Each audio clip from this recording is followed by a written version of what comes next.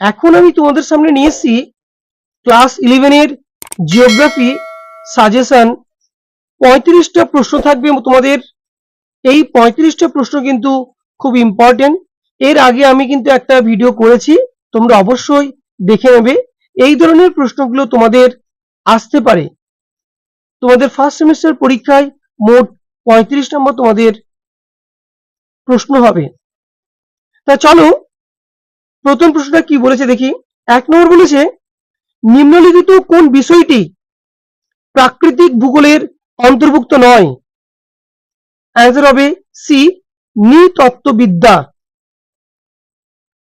2 নম্বর প্রশ্নটা বলেছে, আধুনিক ভূগোলের বিষয়বস্তু হলো, আধুনিক ভূগোলের বিষয়বস্তুর প্রকৃতি। অ্যান্সার হবে বি, গতিশীল। 3 নম্বর প্রশ্নটা দেখো, পৃথিবীর উৎপত্তি সংক্রান্ত সর্বাধুনিক মতবাদ হলো। অ্যান্সার হবে বি, মহাবিস্ফোরণ তত্ত্ব। 4 নম্বর দেখো প্রশ্নটা কি বলেছে, জার্মান দার্শনিক ইমানুয়েল কান্টের নীহারিকা মতবাদে নীহারিকার কেন্দ্রীয় অংশের কতগুলি স্তর আংটির আকারে বেরিয়ে এসে ঠান্ডা সংকুচিত হয়ে গ্রহ ও উপগ্রহ সৃষ্টি হয়? অ্যান্সার হবে বি, কেন্দ্রাতিক বলের প্রভাবে। পরের প্রশ্ন দেখো 5, পৃথিবীর অভ্যন্তরে ভূত্বক ও গুরুমণ্ডলের মাঝে অবস্থিত বিযুক্ত রেখার নাম? অ্যান্সার হবে বি, মোহ বিযুক্তি রেখা।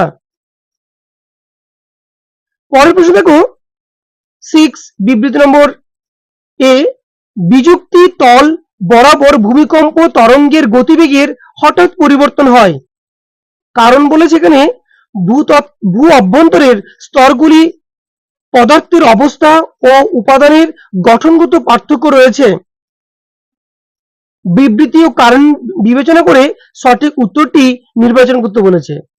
অ্যান্সার হবে এ, কারণ এ ও আর দুটি সঠিক, আর এ সঠিক ব্যাখ্যা। 7 নম্বর দেখো, স্তূপ পর্বত ও গ্রস্ত উপত্যকা ড্যাশ আলোড়নের দ্বারা সৃষ্টি হয়? অ্যান্সার হবে এ, মহীভাবক আলোড়ন দ্বারা সৃষ্টি হয়।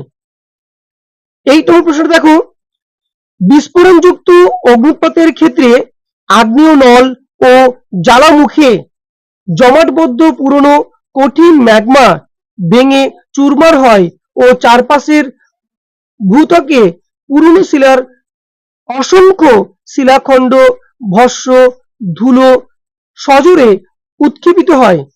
একে বলে ড্যাশ? অ্যান্সার হবে পাইরোক্লাস্ট। 9 এর দাগের প্রশ্ন দেখো, ভূমিকম্পের ছায়া অঞ্চল সৃষ্টি হয় যে দুই তরঙ্গের দ্বারা, তা হলো ড্যাশ? উত্তর হবে সি, পিওএস। 10 দাগের দেখো, ভারতের মধ্যে নিচের কোন অঞ্চলটি বেশি ভূমিকম্প প্রবণ অঞ্চল?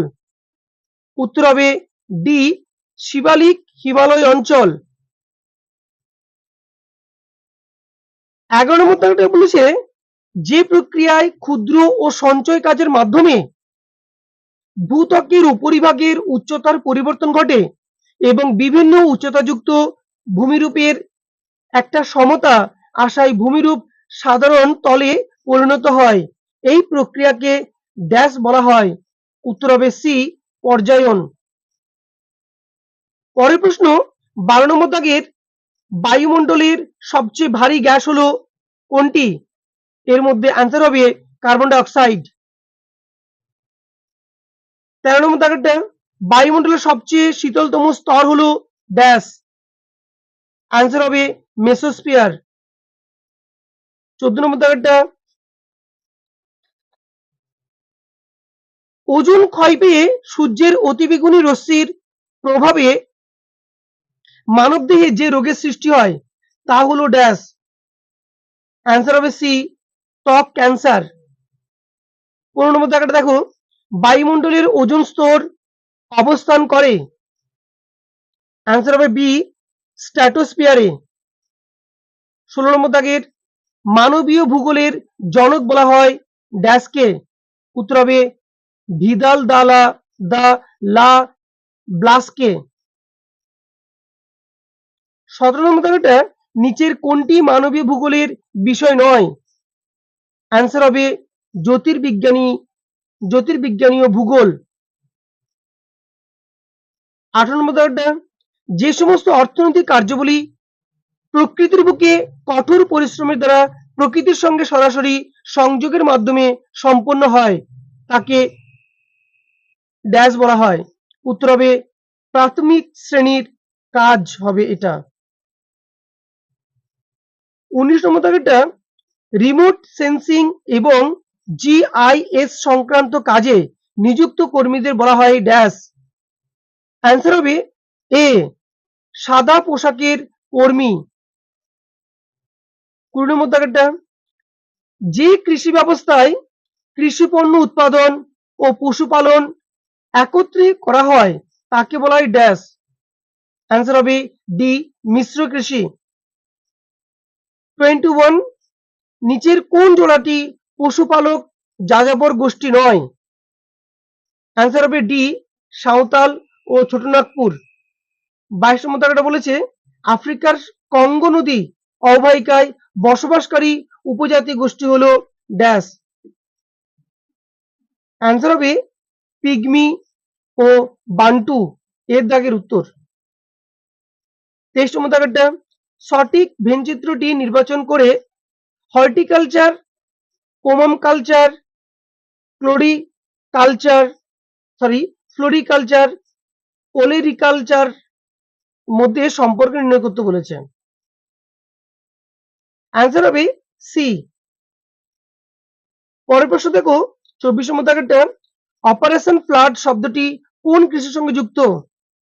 অ্যান্সার হবে ডি দোহ কৃষির সঙ্গে যুক্ত। 25 নম্বর দাগেরটা ব্রাজিলের কফি বাগিচাগুলিকে ড্যাশ বলা হয়? উত্তর হবে ফাজেন্দা।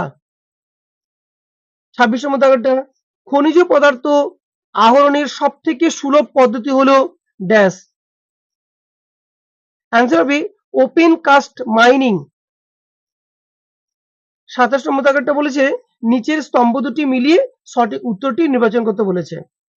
তাহলে 1 নম্বর সঙ্গে বলেছে ঢালু সুড়ঙ্গ খনন, উলম্ব সুড়ঙ্গ খনন, নলকূপ খনন আর হচ্ছে খোলা খনন। তাহলে অ্যান্সার হবে বি, কারণ 1 দাগের সঙ্গে বি এর মিল হচ্ছে, আর 2 এর সঙ্গে ডি, 3 এর সঙ্গে এ, আর 4 এর সঙ্গে সি। 28 নম্বর দাগেরটা জম্মু ও কাশ্মীর ভেঙে জম্মু কাশ্মীর এবং লাদাখ গঠিত হয়েছে কত সালে? অ্যান্সার হবে 2019 সালে। 29 নম্বর দাগেরটা ভারতের কেরালা রাজ্যের প্রচুর উপহ্রদ দেখা যায়। এই উপহ্রদগুলি একটি উপকূলে অবস্থিত যা ম্যাঙ্গালোর থেকে কন্যাকুমারী পর্যন্ত বিস্তৃত হয়েছে। এখানে যে উপকূলের কথা বলা হয়েছে তা হলো ড্যাশ। অ্যান্সার হবে মালাবার উপকূল। 30 নম্বর দাগেরটা প্রস্থ বরাবর হিমালয়ের দক্ষিণতম শ্রেণীটি হলো ড্যাশ। অ্যান্সার হবে শিবালিক হিমালয়। 31 নম্বর দাগেরটা দাক্ষিণাত্যের মালভূমি একটি, অ্যান্সার হবে এ লাভা গঠিত মালভূমি। 32 নম্বর দাগেরটা ভারতের উপদ্বীপীয় অঞ্চলের নিম্নলিখিত পূর্ববাহিনী নদীগুলির মধ্যে উত্তর থেকে দক্ষিণ প্রবাহিত নদীর গুলো সাজাতে বলেছে। তাহলে অ্যান্সার হবে বি, প্রথমে সুবর্ণরেখা, তারপরে মহানদী, তারপরে গোদাবরী, তারপর কৃষ্ণা, তারপর পেন্নার, তারপর কাবেরী। 33 নম্বর দাগেরটা বলেছে ভুল জোড়াটি চিহ্নিত করতে বলেছে। অ্যান্সার হবে ডি, তিস্তার সঙ্গে সিয়াচেনের কোনো মিল নেই। 34 নম্বর দাগেরটা গম্বুজাকৃতি পাহাড়ের ছোটনাগপুর মালভূমিতে নিম্নলিখিত কোন জল নির্গমন প্রণালী গড়ে ওঠে? অ্যান্সার হবে বি, কেন্দ্র বিমুখ। 35 নম্বর দাগেরটা বলেছে নিম্নলিখিত তথ্য থেকে সঠিক বিকল্পটি নির্বাচন করো। অ্যান্সার কোনটা হবে? এক নম্বর তাকে বলেছে সর্দার সরোবর প্রকল্প গুজরাটে অবস্থিত। 2 নম্বর তেহেরি পরিকল্পনা উত্তরাখণ্ড। 3 নম্বর ফারাক্কা ব্যারেজ ঝাড়খণ্ড। 4 নম্বর ভদ্রা পরিকল্পনা কর্ণাটক। তাহলে অ্যান্সার হবে ডি। বলেছে 1, 2, 4 ঠিক, কিন্তু 3 নম্বরটা ভুল, কারণ ফারাক্কা ব্যারেজ হচ্ছে আমাদের ওয়েস্ট বেঙ্গলে অবস্থিত। ওকে।